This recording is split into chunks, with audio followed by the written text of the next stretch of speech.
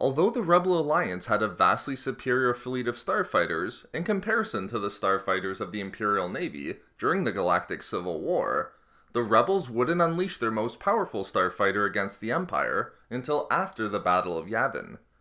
This starfighter was the Rebellion's B-Wing. In this video expose, I will explain why the Rebel Alliance's B-Wing was the most powerful starfighter that saw action in the Galactic Civil War, how it came to be developed by the Rebels, but then also touch on a few of the starfighter's drawbacks. Already having a significant advantage over the Empire in the realm of starfighters, given that the Rebel X-Wing and A-Wing were both vastly superior to the Imperial TIE Fighter, the Rebellion looked to develop a new type of starfighter, unlike any of its predecessors. Because they didn't need another starfighter that could destroy Imperial TIEs, despite the emergence of superior TIE models in the Defender and Interceptor, the Rebels chose to develop an assault craft that could ignore Imperial starfighters and directly attack the Empire's capital ships. This would result in the production of the B-Wing, and in giving these starfighters the objective of attacking capital ships such as Star Destroyers head-on, the Rebellion ensured that their new fighters were the most powerful starfighter in the galaxy. Although the B-Wing was developed by the Verpine of the Slain and Corpel construction hives, the Mon Calamari played a crucial role in its production, as they were manufactured within their shipyards. B-Wings were born out of the important Rebel project known as the Stantopol Project, which had the mandate to develop more effective starfighters that could be used against the Empire. Through this project, the B-Wing was developed in secret and under the direct supervision of Admiral Akbar. Inspired by the designs of the H-60 Tempest bomber that was designed for the Republic Navy in its final years, B-Wings finally entered into service against the Empire in the months following the Battle of Yavin and the destruction of the first Death Star. The B-Wing relied upon a complex design that made it capable of flying either vertically or horizontally. Because it could be flown in these two modes, B-Wings were outfitted with a cockpit that rotated upon a gyroscopic frame, thereby ensuring that the cockpit was upright independently of the hull's position.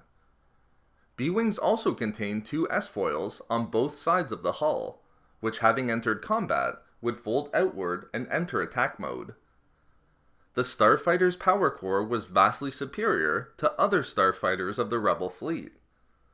Despite its size, having a length of 16.9 meters, a width of 2.9 meters, and a height of 7.3 meters when the S-foils were in attack position, the powerful engines of the B-Wing allowed its sublight thrusters to achieve a maximum atmospheric speed of 950 km per hour, compared to the 1050 achievable by the X-Wing.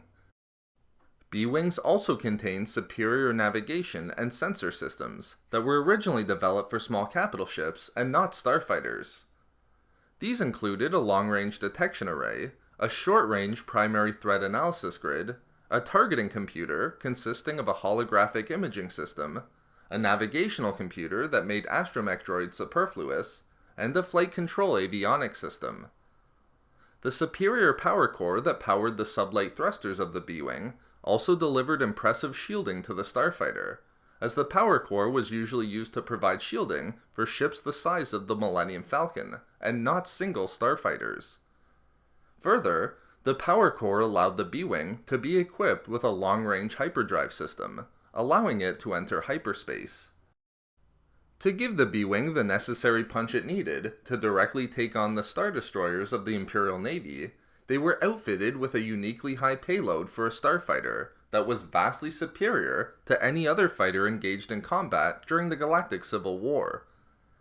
They contained a powerful armament of twin blasters, 3 ion cannons, a single heavy laser cannon, and 2 proton torpedo launchers that could carry up to 8 torpedoes each.